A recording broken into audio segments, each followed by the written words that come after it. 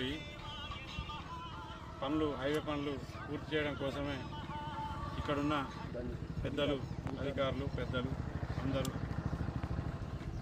చేసి దాన్ని ఆపడం జరుగుతూ ఉన్నది అనేది అందరి చిన్న పెద్ద అందరి దృష్టికి రావడం జరిగింది. టెండర్ ప్రక్రియను ఆలస్యం చేస్తూ ఒకసారి క్యాన్సిల్ చేసిండు, రెండోసారి క్యాన్సిలేషన్ కూడా రెడీ ఉన్నదని దాన్ని పని మొదలు పెట్టే వరకు మేము హైవేకు మట్టి తీసుకుపోనీయకుండా ఆపాలని గ్రామ పెద్దలందరం కలిసి నిర్ణయించడం జరిగింది. ఏ రోజైతే కట్ట పనులు మొదలైతే ఆ రోజు కూడా హైవే పనులు మొదలైతే ఇది మేము ఒక వారం రోజులు ఈ రోజు నుంచి సోమవారం లోపు పనులు కనుక మొదలు కాకపోతే సోమవారం రోజు మళ్ళీ రాస్తారోకో ఇదే ధర్నా కలెక్టరేట్లో చేయడం జరుగుతుంది. ఆ రోజు మా పక్క గ్రామాలైన రాజులకొత్తపల్లి కానీ రావిరాల కానీ మరియు కొత్తూరు కానీ ఈ నరసింహగూడెం కానీ ఈ తెగిన చెరువు కట్టలందరం జమై ఆ రోజు కలెక్టరేట్కు ఒక 5-6 వేల మందితో ముట్టడి చేస్తామని మేము కలెక్టరేట్ ముట్టడి చేస్తామని మీ అందరి పత్రికా ప్రకారం ఒక వారం రోజులు టైం ఇచ్చి చూద్దాం అనేది నిర్ణయించి పబ్లిక్ ట్రాన్స్పోర్టేషన్ ఇబ్బంది కావద్దు, మనం ఎవరిని ఇబ్బంది పెట్టద్దన్న ఉద్దేశంతో మనం ఈరోజు ధర్నా ఆపడం జరిగింది.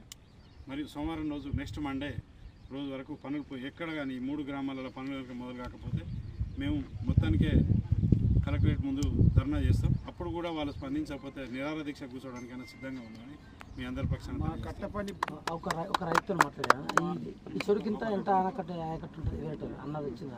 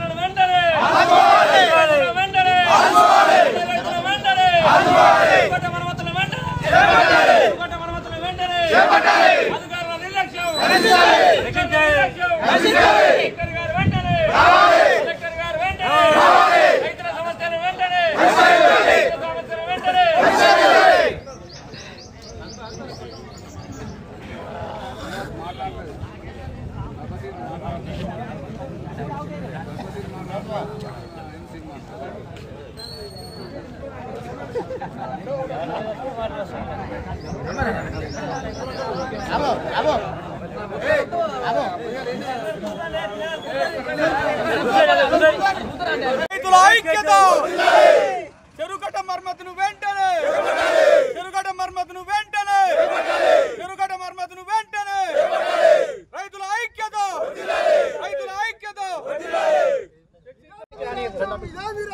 దొంగల రాజ్యం దోపిడీ రాజ్యం దొంగల రాజ్యం దోపిడీ రాజ్యం